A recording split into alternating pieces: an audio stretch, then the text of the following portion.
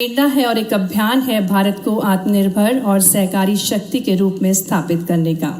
और जैसा कि हमारे भारत की एक अनुपम परंपरा है अतिथि देवो भव, इसी क्रम में हम हमारे मध्य प्रदेश के मुख्यमंत्री डॉक्टर मोहन यादव जी से विनम्र निवेदन करते हैं कि वे हमारे आज के कार्यक्रम के मुख्य अतिथि माननीय केंद्रीय गृह एवं सहकारिता मंत्री श्री अमित शाह जी को श्री राम जी की प्रतिमूर्ति, साथ ही में अंग वस्त्रम, हमारे मध्य प्रदेश का पारंपरिक बाघ से बना हुआ अंग वस्त्रम भेंट कर आपकी भरपूर तालियों के साथ बहुत बहुत स्वागत है, अभिनंदन है। भगवान राम के कुशल प्रबंधक थे और इसी प्रकार से माननीय केंद्रीय मंत्री जी का हमें मार्गदर्शन प्राप्त होता रहे।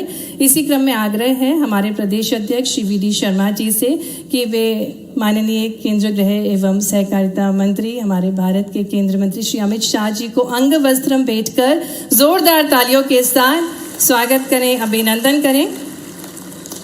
इसी क्रम में आग्रह करेंगे हमारे मध्य प्रदेश के सहकारिता एवं खेल एवं युवा कल्याण मंत्री श्री विश्वास कैलाश सारंग जी से कि वे महाकालेश्वर मंदिर की प्रतिमूर्ति और उससे पूर्व अंग वस्त्रम पहनाकर जोरदार करतल ध्वनियों के साथ मध्य प्रदेश में बाबा महाकालेश्वर का मंदिर, जो कि शक्ति का प्रतीक है, भक्ति का प्रतीक है, और ऐसे ही सुंदर महाकालेश्वर के मंदिर को भेंट करके उनका स्वागत कर रहे हैं। इसी क्रम में मैं आग्रह करूंगी माननीय राज्य मंत्री स्वतंत्र प्रभार श्री लखन पटेल जी से कि वे माननीय केंद्रीय गृह एवं सहकारिता मंत्री श्री अमित शाह जी को अंग वस्त्रम पहनाकर आपकी भरपूर तालियों के साथ स्वागत करें, अभिनंदन करें। स्वागत के क्रम में आगे बढ़ते हुए मैं आग्रह करती हूँ माननीय मध्य प्रदेश के सहकारिता एवं खेल एवं युवा कल्याण मंत्री माननीय श्री विश्वास कैलाश सारंग जी से कि वे माननीय मुख्यमंत्री जी को अंग वस्त्रम पहनाकर और महाकाल मंदिर की प्रतिमूर्ति भेंट करके, क्योंकि जैसा कि हम सभी को ज्ञात है विशेष आशीर्वाद प्राप्त है माननीय मुख्यमंत्री जी को, तो माननीय सहकारिता मंत्री जी भेंट करते हुए स्वागत कर रहे हैं। मैं आग्रह करूंगी राज्य मंत्री स्वतंत्र प्रभार श्री लखन पटेल जी से कि वे रामलला की मूर्ति से स्वागत करें हमारे प्रदेश अध्यक्ष श्री वी डी शर्मा जी का मंच पर। आपकी तालियां निरंतर बजती रहना चाहिए। आज स्वर्णिम अवसर है जिसके हम सभी साक्षी बन रहे हैं। इसी क्रम में आगे बढ़ते हुए रामलला की प्रतिमूर्ति भेंट की जा रही है। राम भगवान जो हम सभी के आराधनीय हैं। आग्रह करूंगी मैं श्री अशोक बंडवाल, अपर मुख्य सचिव सहकारिता मध्य प्रदेश से कि वे माननीय सहकारिता एवं खेल एवं युवा कल्याण मंत्री श्री विश्वास कैलाश सारंग जी को अंग वस्त्रम भेंट करके उनका स्वागत करें, अभिनंदन करें। तालियों के साथ हार्दिक स्वागत है माननीय सहकारिता मंत्री श्री कैलाश विश्वास सारंग जी का मंच पर। इसी क्रम में आमंत्रित करती हूँ मंच पर प्रमुख सचिव पशुपालन एवं डेयरी श्री उमाकांत उमराव जी को कि वे मंच पर आएँ और माननीय राज्य मंत्री स्वतंत्र प्रभार श्री लखन पटेल जी को अंग वस्त्रम भेंट करके उनका स्वागत करें, अभिनंदन करें। आपकी भरपूर तालियों के साथ हार्दिक स्वागत है माननीय श्री लखन पटेल जी का। निवेदन है डॉक्टर मिनेश शाह जी, अध्यक्ष राष्ट्रीय डेयरी डेवलपमेंट बोर्ड से कि वे हमारे मध्य प्रदेश के मुख्य सचिव श्री अनुराग जैन जी को अंग वस्त्रम भेंट करके उनका कार्यक्रम में स्वागत करें, अभिनंदन करें। डॉक्टर मिनेश शाह जी, अध्यक्ष राष्ट्रीय डेयरी डेवलपमेंट बोर्ड, स्वागत कर रहे हैं मध्य प्रदेश के मुख्य सचिव श्री अनुराग जैन जी का एक बेहद खूबसूरत सा स्टॉल पहनाकर। और इसी क्रम में मैं निवेदन करती हूँ श्री मनोज पुष्प जी, आयुक्त सहकारिता से कि वे स्वागत करें डॉक्टर आशीष भूटानी जी का, सचिव सहकारिता मंत्रालय भारत सरकार का। आपकी भरपूर तालियों के साथ हार्दिक स्वागत है, हार्दिक अभिनंदन है डॉक्टर आशीष कुमार जी का। कार्यक्रम को गति प्रदान करते हुए अब मैं विनम्र निवेदन करती हूँ अपर मुख्य सचिव सहकारिता श्री अशोक बंडवाल जी से कि वे स्वागत उद्बोधन देने की कृपा करें।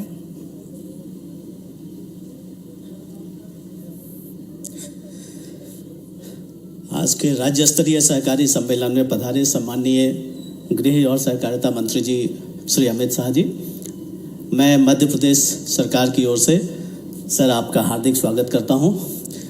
आज इस अभूतपूर्व किसानों के हित में किए जाने वाले अनुबंध में आपके मार्गदर्शन में जो हो रहा है, इससे प्रदेश के डेयरी सेक्टर को एक नई दिशा मिलेगी और आपके यहाँ होने से हमारी पूरी टीम को, मध्य प्रदेश टीम का उत्साह बढ़ेगा आपके इस समय देने से। मैं सम्माननीय मुख्यमंत्री जी का इस कार्यक्रम में स्वागत करता हूँ, जिनके प्रथम अवधारणा के बाद ये पूरा का पूरा कार्यक्रम जो है वो आगे चला है और एक नया इतिहास जो है वो मध्य प्रदेश में डेयरी सेक्टर में रचा जा रहा है। मैं सम्माननीय प्रदेश अध्यक्ष श्री वी.डी. शर्मा जी का आज के कार्यक्रम में स्वागत करता हूं। सभी प्रदेश के सम्माननीय मंत्रीगण, श्वेत क्रांति 2.0 के अंतर्गत अगले 5 वर्षों में दूध संकलन को 50% तक बढ़ाकर सहकारी दूध खरीद को वर्तमान 660 लाख किलोग्राम प्रतिदिन से 2028-29 तक 1007 लाख किलोग्राम प्रतिदिन करना है। इस लक्ष्य को हासिल करने के लिए सहकारी दूध खरीद में सालाना 9% की वृद्धि करने की आवश्यकता होगी। इस योजना के अंतर्गत अछूते क्षेत्रों में नई बहुउद्देशीय समितियां NDCS की स्थापना की जाएगी और व्यवहार्य प्राथमिक कृषि ऋण समितियों MPACS में दूध खरीद की गतिविधियां शुरू की जाएंगी। ये योजना नाबार्ड, NDDB और NFDB के सहयोग से संपूर्ण सरकार अभिगम का लाभ उठाते हुए कार्यान्वित की जाएगी। NDDB ने इंदौर, जिंद और चिकमंगलुरु में पायलट परियोजनाएं कार्यान्वित की, जिसमें चुनिंदा जिलों में 100 DCS स्थापित किए गए। पायलट प्रोजेक्ट से मिली सीख NDDB को श्वेत क्रांति 2.0 के लक्ष्य को हासिल करने में मदद करेगा। NDDB के संसाधनों से डेयरी गतिविधियां शुरू करने के लिए 1000 बहुउद्देशीय प्राथमिक कृषि ऋण सहकारी समितियों को वित्तीय सहायता के साथ श्वेत क्रांति 2.0 शुरू की है। श्वेत क्रांति 2.0 के अंतर्गत सभी प्राथमिक डेयरी समितियां बहुउद्देशीय होंगी। इसी दिशा में आज NDDB मध्य प्रदेश के साथ सहयोग करने जा रहा है। मुझे इस बात की प्रसन्नता है कि मध्य प्रदेश सरकार यशस्वी प्रधानमंत्री श्रीमान नरेंद्र मोदी जी के नेतृत्व में कदम से कदम मिला करके विकास के मामले में आगे बढ़ रही है। आज यशस्वी गृह मंत्री श्रीमान अमित शाह जी से मुलाकात के दरमियान मध्य प्रदेश में सहकारिता के क्षेत्र में भी काफ़ी काम की गुंजाइश है और खास करके पशुपालन और दूध उत्पादन को लेकर के हमारे पास नेशनल डेयरी डेवलपमेंट बोर्ड के माध्यम से सहकारिता के लिए बड़ा स्कोप है। उद्योग के साथ साथ फूड इंडस्ट्री में बढ़ावा देने की दृष्टि से दूध इंडस्ट्री को बढ़ावा देने के लिए मध्य प्रदेश में डेयरी विकास की असीम संभावनाएं हैं। मध्य प्रदेश में 5500 से अधिक गांव के स्तर पर सहकारी समितियां बनाना और उन्हें सुदृढ़ करना प्रस्तावित है। मध्य प्रदेश डेयरी योजना के अंतर्गत कुछ मुख्य लक्ष्य हैं। दूध संकलन को दैनिक 10 से 20 लाख किलोग्राम तक बढ़ाना, दूध बिक्री को 7 से 15 लाख लीटर तक बढ़ाना, डेयरी प्लांट की क्षमता को 18 से 30 लाख लीटर प्रतिदिन तक बढ़ाना, पशु प्रजनन, पोषण और स्वास्थ्य के क्षेत्र में हस्तक्षेप कर पशु उत्पादकता में वृद्धि करना और साथ ही साथ बायोगैस, गोबर प्रबंधन और ऑर्गेनिक खेती को बढ़ावा देना।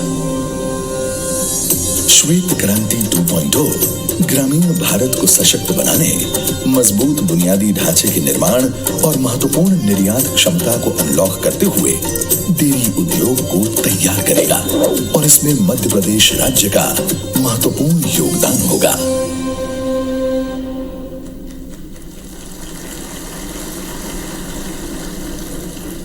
सहकारिता से समृद्धि की ओर हमारा मध्य प्रदेश। और इसी क्रम में अब हमारे बीच पधारे माननीय केंद्रीय गृह एवं सहकारिता मंत्री जी की गरिमामय उपस्थिति में राष्ट्रीय डेयरी विकास बोर्ड एवं मध्य प्रदेश डेयरी फेडरेशन के मध्य अनुबंध निष्पादित किया जाएगा।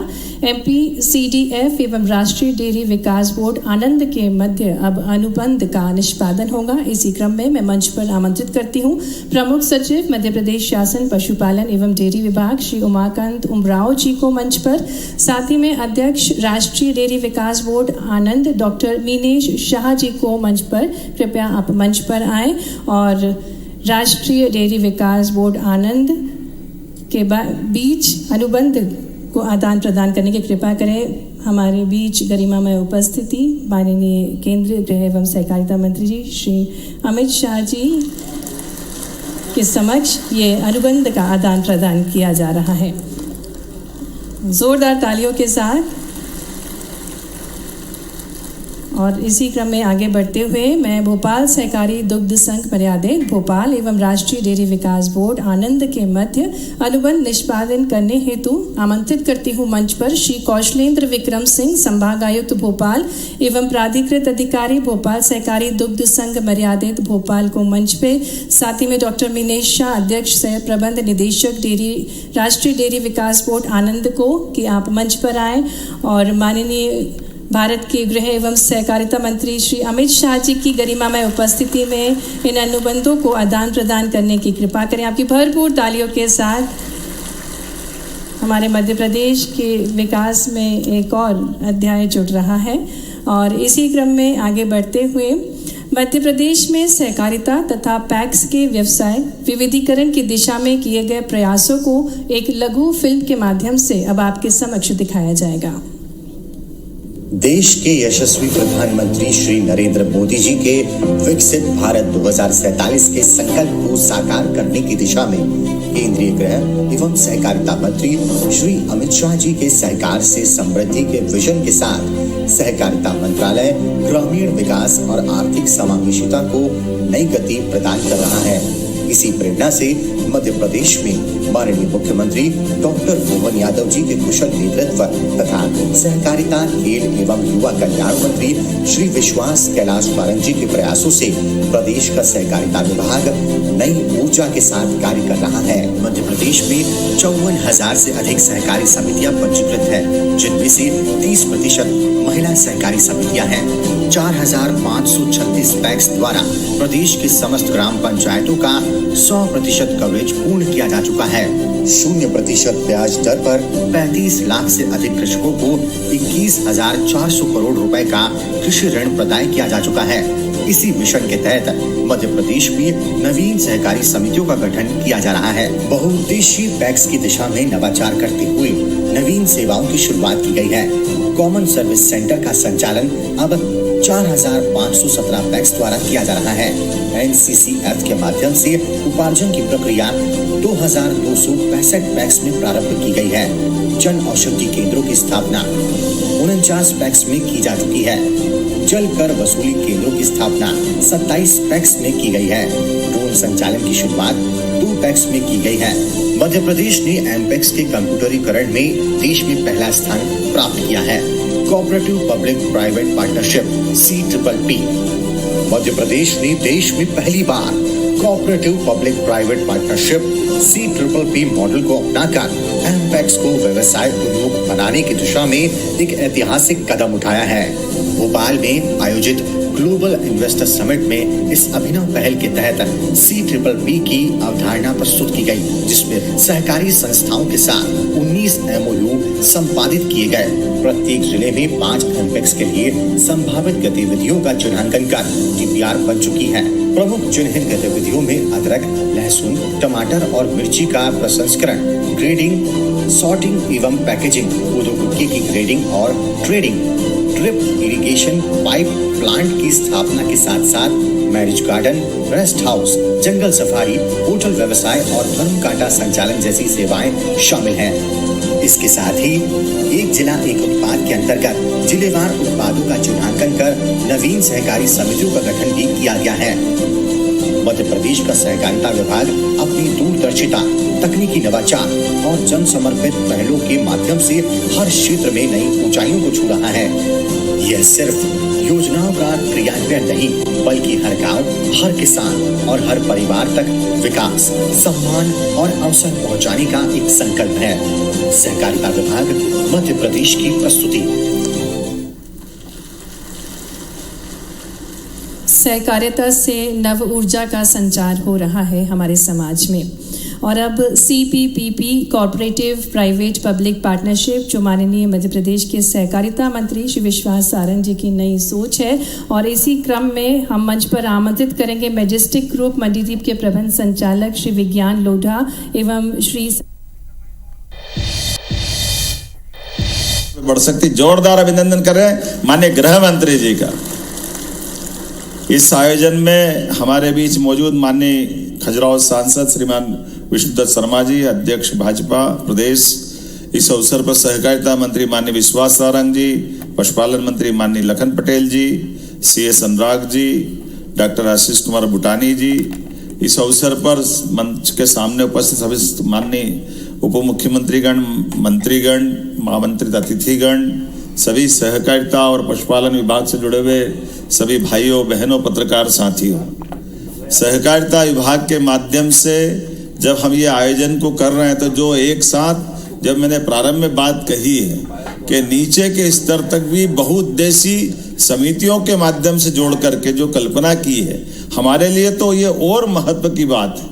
और मैं अपने लिए स्वयं के मानूं तो मेरे लिए भी हमारे घर के खुद की आय का साधन भी बड़े पैमाने पर पशुपालन से होने वाली दूध उत्पादन की क्षमता के बलबूते पर मैं स्वयं भी उससे अपने आप में परिवार में गौरवान्वित होता हूं कि हाँ, हमारी सरकार ने आकर के ये जो दूध उत्पादन के मसले पे विचार किया है और ये जिस प्रकार का निर्णय है आज और जो योजना है, मुझे मालूम है कल डॉक्टर भीमराव अंबेडकर जयंती है। जोरदार अभिनंदन करें एक ऐसे अद्वितीय महापुरुष के लिए जिसने समानता के लिए अद्भुत काम किया और हमारी सरकार ने डॉक्टर भीमराव अंबेडकर को निमित्त बना करके उनकी जन्म जयंती के अवसर पर कामधेनु गोपालन योजना को लागू करने का काम किया है, जो कल के बाद माननीय लखन पटेल जी ने बताया। जोरदार अभिनंदन करें। 25 से ज्यादा जो गौ माताएं के लेकर के 1 यूनिट उसमें 25% अनुदान और अधिकतम 200 गाय माता अगर आप पालेंगे तो लगभग 25% गाय माता एक तरह से आपको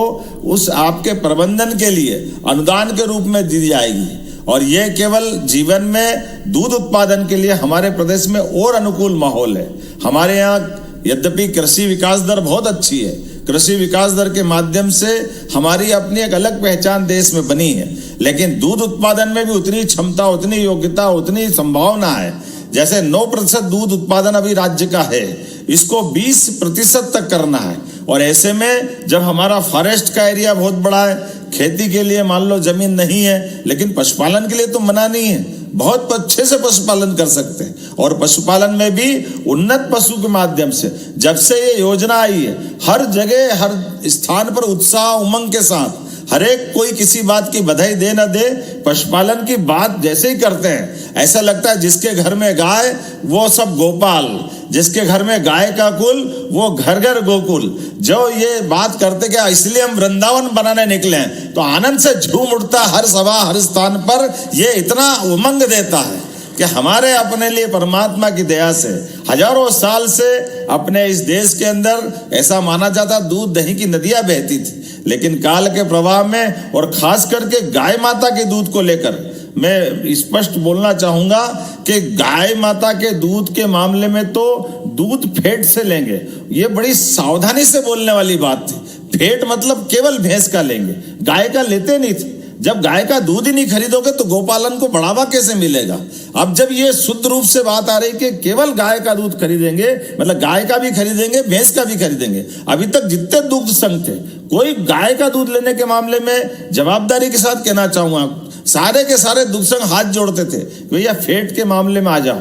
ये अलग बात है कि दूध वाले पानी मिला के भैंस का दूध गाय का दूध वो टंकी चलाते रहते, यहां से लेके वहां तक गाय का दूध बाजार में मिलता था। लेकिन कोई दूध उत्पादक घर से अपना गाय का दूध बेचने जाए तो गाय का दूध नहीं खरीदते थे। मुझे इस बात का संतोष है, अब सरकार डंके की चोट गौमाता का दूध खरीदेगी और किसानों की जिंदगी बेहतर करने के लिए यशस्वी प्रधानमंत्री माननीय गृह मंत्री जी के नेतृत्व में आगे बढ़ेगी। हमारे लिए आज के इस अवसर पर अरे कितने प्रकार की समस्याओं का समाधान हो जाएगा इस आज के कार्यक्रम के बाद।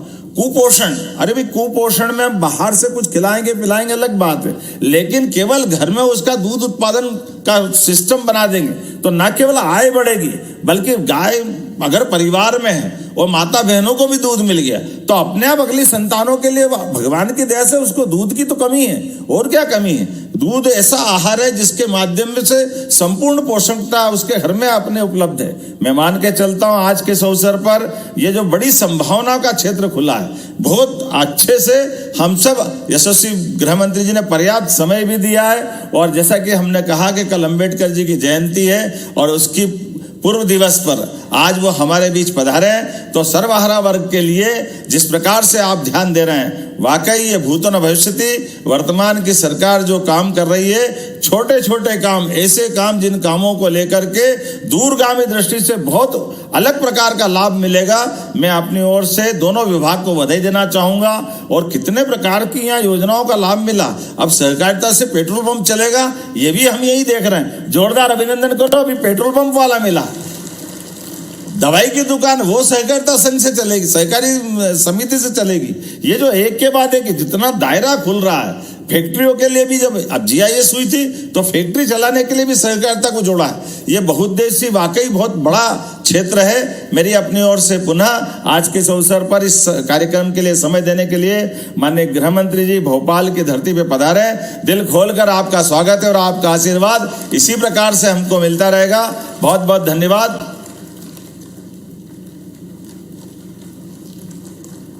बहुत बहुत धन्यवाद माननीय मुख्यमंत्री जी।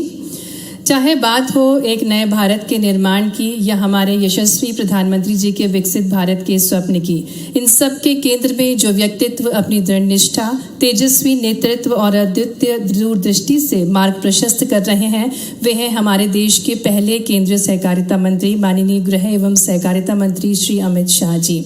आपने सरल से जटिल और संघर्ष से समाधान तक की यात्रा को न केवल नेतृत्व प्रदान किया, बल्कि सहकारिता को एक जन आंदोलन का स्वरूप भी दिया है।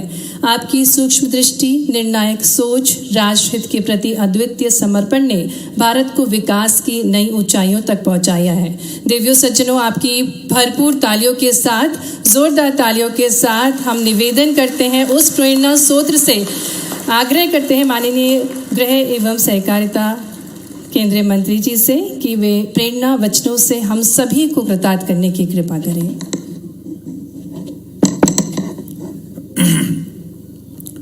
आज के इस महत्वपूर्ण कार्यक्रम में मेरे साथ मंच पर उपस्थित मध्य प्रदेश के यशस्वी मुख्यमंत्री डॉक्टर मोहन यादव जी, भारतीय जनता पार्टी के प्रदेश अध्यक्ष और सांसद श्रीमान विष्णुदत्त शर्मा जी, मध्य प्रदेश के सहकारिता मंत्री श्रीमान विश्वास सारंग जी, मध्य प्रदेश के पशुपालन मंत्री भाई लखन पटेल जी, मध्य प्रदेश के मुख्य सचिव श्री अनुराग जैन जी,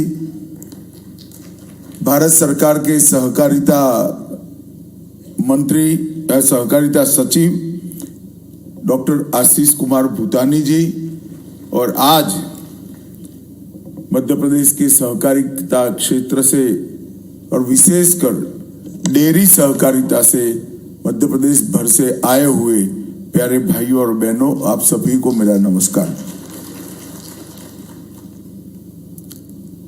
मित्रों, मध्य प्रदेश के अंदर कृषि, पशुपालन और सहकारिता तीनों क्षेत्र में ढेर सारी संभावनाएं पड़ी हुई, और मैं मानता हूं कि हमने हमारी संभावनाओं का 100% दोहन करने के लिए ढेर सारा काम करने की जरूरत है। और सालों से जो सहकारिता आंदोलन धीरे धीरे धीरे धीरे मृतप्राय होता जा रहा था, पूरे देश के सहकारिता आंदोलन को एट अ ग्लांस देखे तो बहुत अनइवन हो गया था। कुछ राज्यों में सहकारिता आंदोलन गति पकड़ चुका, आगे बढ़ चुका, ग्रामीण विकास और आर्थिक विकास के सभी पैमानों में वो योगदान करता था। कुछ जगह इसका सरकारीकरण हुआ, कुछ जगह स्थगितता आई गई और कुछ जगह संपूर्ण विनाश हो गया। तो अनेक अलग अलग स्तर पर देश भर का सहकारी आंदोलन बटा हुआ था। इसका मूल कारण था कि समय के साथ सहकारी कानूनों में जो बदलाव होना चाहिए वो कानूनों में बदलाव नहीं हुए थे। हमारे संविधान में मल्टी स्टेट कोऑपरेटिव छोड़कर सारा कोऑपरेटिव ये राज्यों का विषय है। इसलिए देश भर में जिस तेजी से परिस्थितियां बदली, वो बदलती हुई परिस्थिति के अनुकूल कानून बनाने के इनिशिएटिव नहीं लिए गए। और इसका मूल कारण था कि राष्ट्रीय स्तर पर समग्रता की दृष्टि से हर राज्य की भौगोलिक परिस्थिति, बारिश की परिस्थिति, ग्रामीण विकास और कृषि विकास के आयाम, पशुपालन के आयाम, इस सबको एक पेज रखकर केंद्रीय स्तर पर कोई विचार नहीं हुआ। और विचार होता भी कैसे? क्योंकि केंद्रीय स्तर पर कोई सहकारिता मंत्रालय ही नहीं था।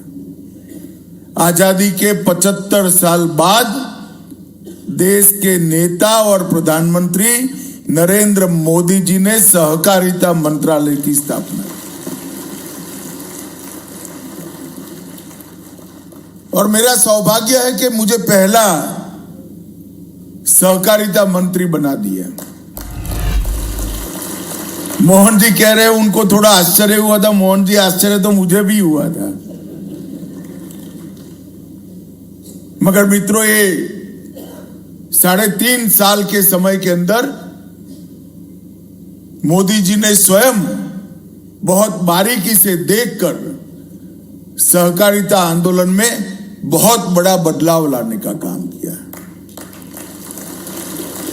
संविधान के अंदर जो हमारी मर्यादाएं थी वो आज भी है। आज भी सहकारिता राज्य का विषय है। भारत सरकार सहकारिता के कोई क्षेत्र में कानूनी बदलाव नहीं कर सकती है।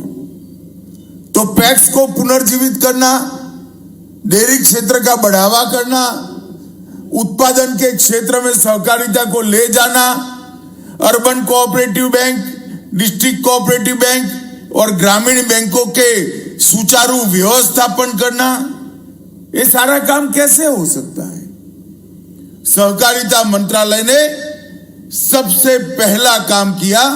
प्राइमरी सोसाइटी, जो प्राइमरी एग्रीकल्चर सोसाइटी के नाम से जानी जाती है, इसके लिए एक मॉडल बायलॉज बनाए और मॉडल बायलॉज को सभी राज्य सरकारों को भेजा। बहुत सारे पत्रकार अटकलें लगा रहे थे कि मॉडल बायलॉज राजनीति की भेंट चढ़ जाएगा। कई सारे राज्य भारतीय जनता पार्टी शासित राज्य है नहीं, एनडीए शासित राज्य है नहीं,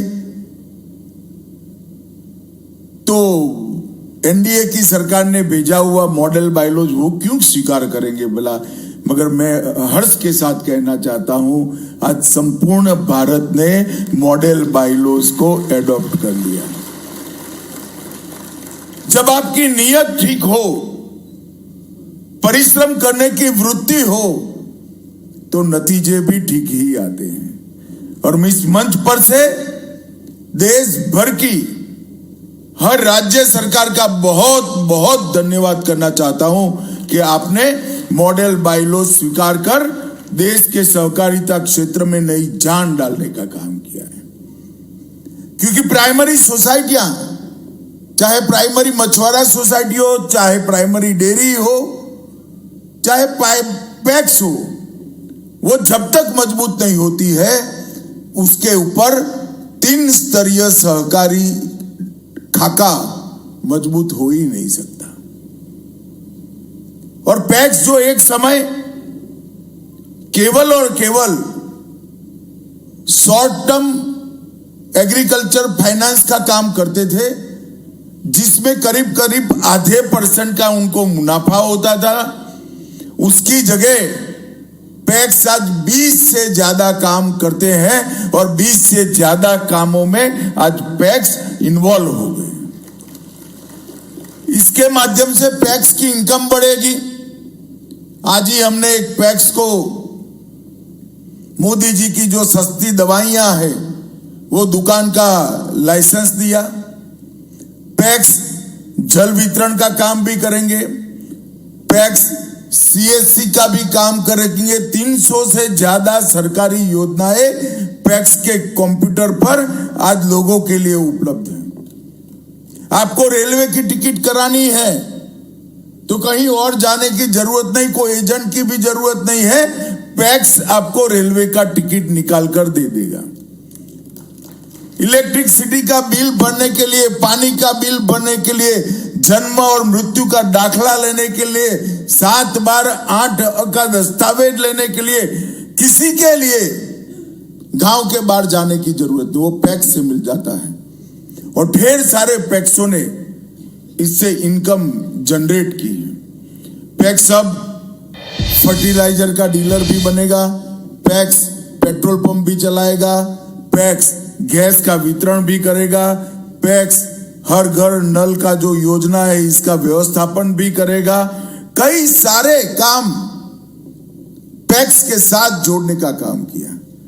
और पैक्स डेयरी और मछुआरा समिति तीनों को एक कर एमपैक्स बनाने का काम ये नए बाइलॉज ने किया। और देश भर के जितने भी पैक्स बने थे वो सबका केंद्र सरकार ने 2500 करोड़ के खर्चे से 100% कंप्यूटराइजेशन करने का काम किया। और मैं मध्य प्रदेश सरकार को बधाई देना चाहता हूं कि पैक्स के कंप्यूटराइजेशन में पूरे भारत में पहला नंबर अपनी मध्य प्रदेश सरकार का है। और पूरा कंप्यूटराइजेशन होकर डिस्ट्रिक्ट कोऑपरेटिव बैंक के साथ जुड़ा हुआ, नाबार्ड स्टेट कोऑपरेटिव बैंक के साथ जुड़ा हुआ, नाबार्ड के साथ भी हुआ और ऑनलाइन ऑडिट कर सके ऐसी व्यवस्था उत्पन्न हो गई जिसके कारण पारदर्शिता आई। और ये सारे पैक्स जो कंप्यूटराइज हुए वो सारे भारत की 13 भाषाओं में किसान की भाषा में काम कर रहे हैं। किसान को बैंक अकाउंट देना है, मध्य प्रदेश है तो हिंदी में दिखाई पड़ेगा, गुजरात है तो गुजराती में, बंगाल है तो बंगाली में, तमिलनाडु है तो तमिल में दिखाई पड़ेगा।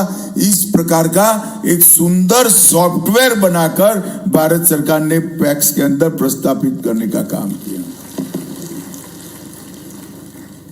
3 नई राष्ट्रीय कक्षा की सहकारी समितियां बनाई, किसानों की उत्पाद को विश्व के बाजार में बेचने के लिए एक्सपोर्ट कोऑपरेटिव बनाया। ऑर्गेनिक प्रोडक्ट वाले किसान को, जिसने अपना एक खेत को ऑर्गेनिक कर लिया है, उसको ज्यादा रेट मिले इसलिए राष्ट्रीय स्तर पर ऑर्गेनिक कोऑपरेटिव बनाया। और ये दोनों इनिशिएटिव से ढेर सारा आने वाले दिनों में, मेरी बात याद रखना, 20 साल के बाद ये अमूल और अन्य संस्थाओं से भी बड़े संस्थान बनने जा रहे हैं, मेरी बात याद रखना। इसके साथ एक बीज के लिए कोऑपरेटिव बनाकर, अभी बीज की खेती बड़े किसान ही कर सकते हैं क्योंकि प्राइवेट कंपनियां बीज का प्लॉट देती है तो 4 हेक्टेयर मिनिमम रिक्वायरमेंट रखी है, परंतु हमने 2.5 एकड़ की जोत वाले किसान को भी बीज की खेती के लिए, बीज की कोऑपरेटिव के लिए मौका देने की शुरुआत की। और भारत के जितने भी मीठे बीज हैं, नॉन हाइब्रिड बीज हैं, इसका संरक्षण और संवर्धन ये हमारी बीज कोऑपरेटिव कर रही है। मित्रों, ये तीनों कोऑपरेटिव के माध्यम से किसान को अपनी उपज का उचित दाम भी मिलेगा, विश्व के बाजार में किसान को जाने के लिए एक प्लेटफॉर्म मिलेगा, और जो मुनाफा होगा, चाहे एक्सपोर्ट का हो, ऑर्गेनिक का, वो कोऑपरेटिव डेयरी की पैटर्न पर किसान के बैंक अकाउंट में आना पई के साथ जमा हो जाएगा। इसका मुनाफा किसान को मिलेगा, व्यापारी को नहीं मिलेगा। ये बहुत बड़ी उपलब्धि हमने की।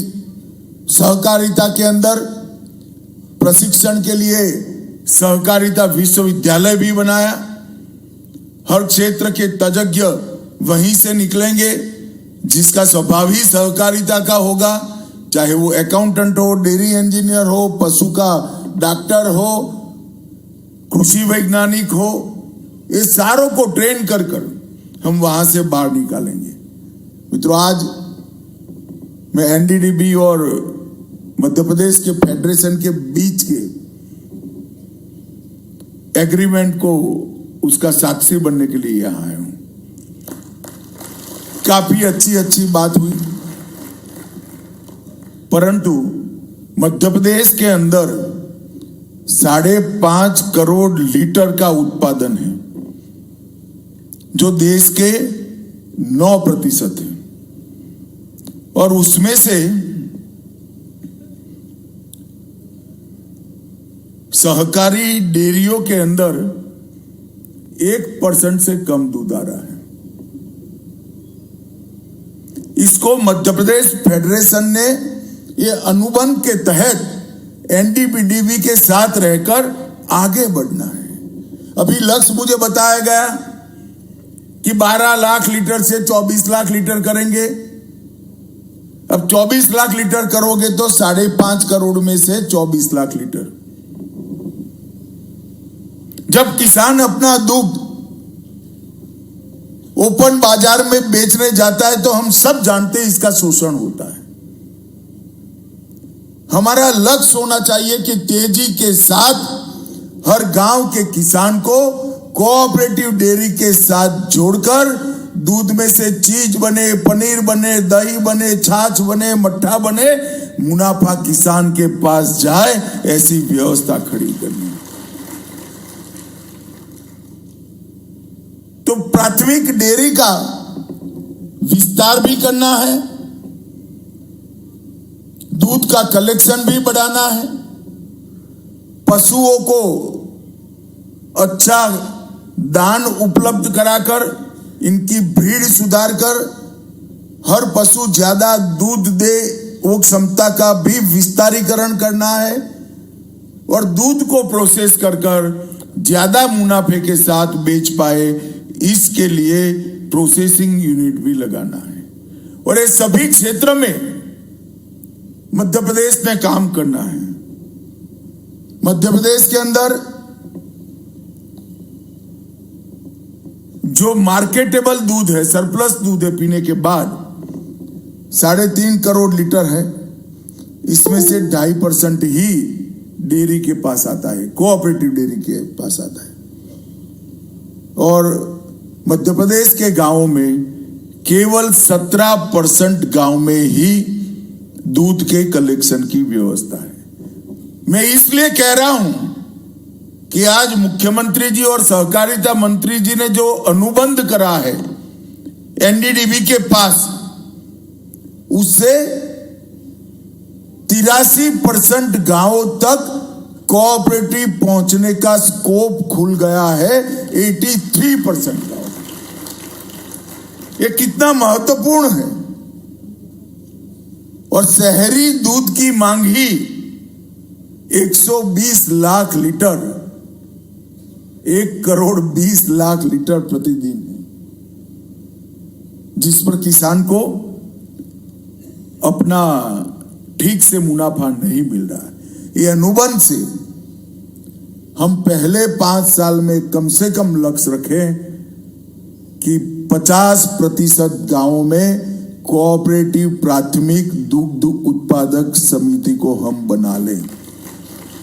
अगर 50% गांवों में बढ़ाते हैं तो आपकी क्षमता अभी से कोऑपरेटिव मिल्क प्रोसेसिंग की अनेक गुना बढ़ती है और किसान की समृद्धि बढ़ती है। और अभी लगभग 7,000 ग्रामीण दूध सहकारी समितियां हैं, तो आपको कितना बढ़ाना पड़ेगा इसकी कल्पना कर लीजिए। परंतु भारत सरकार एनडीडीबी और जरूरत पड़ेगी तो और कोई योजना से भी नरेंद्र मोदी सरकार मध्य प्रदेश के किसानों के साथ इसके लिए चट्टान की तरह खड़ी है। हर संभव प्रयास करेंगे। मित्रों, गुणवत्ता की जांच और किसान को हर सप्ताह भुगतान, ये दोनों का मेरा आग्रह है। एमपीसीडीएफ ने इसके लिए नीति निर्माण और ब्रांडिंग का काम भी करना पड़ेगा। तो मेरा आग्रह है एनडीडीबी और फेडरेशन, एमपी फेडरेशन से, ये 12 लाख लीटर से 24 लाख का जो आपने लक्ष्य रखा है उसको बदलना चाहिए। गांवों की संख्या भी बढ़ानी चाहिए। मध्य प्रदेश में अब सुशासन है। कांग्रेस के जमाने में जो कोऑपरेटिव मर गई, इसको जिंदा करने का ये स्वर्णिम अवसर है। मध्य प्रदेश ने इसका उपयोग करना चाहिए। और मेरा आग्रह है मुख्यमंत्री जी और सहकारिता मंत्री से भी, एनडीडीबी और एमपी डेयरी का फेडरेशन जो है, ये दोनों के साथ बैठकर ये पूरे लक्ष्यों का पुनर्निर्धारण कर एक एग्रेसिव तरीके से, आक्रामक तरीके से कम 50% गांव में डेयरी पहुंचे और किसानों को इसका फायदा हो। अगर इसके लिए फाइनेंस की जरूरत है तो भारत सरकार का एनसीडी निश्चित रूप से आपको फाइनेंस करेगा, मदद भी करेगी। परंतु किसान को उसके दूध के उत्पादन का 100% फायदा मिलना चाहिए, तभी जाकर दूध का उत्पादन बढ़ सकता है। आज आपने इस दिशा में जाने के लिए एग्रीमेंट कर एक रास्ता करा है। रास्ता 2 मार्गीय है, इसको 6 मार्गीय नेशनल हाईवे बनाने का काम अब आपको करना है। मुझे आशा है कि हमारी एमपी सरकार इसको जरूर गति देगी और भारत सरकार भी एमपी सरकार के साथ मिलकर मध्य प्रदेश के किसानों की भलाई के लिए हर कदम उठाएगी, हर प्रकार की सहायता करेगी। आप सभी का बहुत बहुत धन्यवाद। वंदे मातरम। बहुत बहुत धन्यवाद, कोटि कोटि धन्यवाद माननीय केंद्रीय गृह एवं सहकारिता मंत्री श्री अमित शाह जी, आपके मार्गदर्शन के लिए। और निश्चित ही आपके मार्गदर्शन में सहकारिता से नवजागृति उत्पन्न होगी संपूर्ण भारत में, हमारे मध्य प्रदेश में। और अब कार्यक्रम की औपचारिकता पूर्ण करते हुए मैं आमंत्रित करती हूँ मध्य प्रदेश के प्रमुख सचिव पशुपालन एवं डेयरी श्री आग्रह करेंगे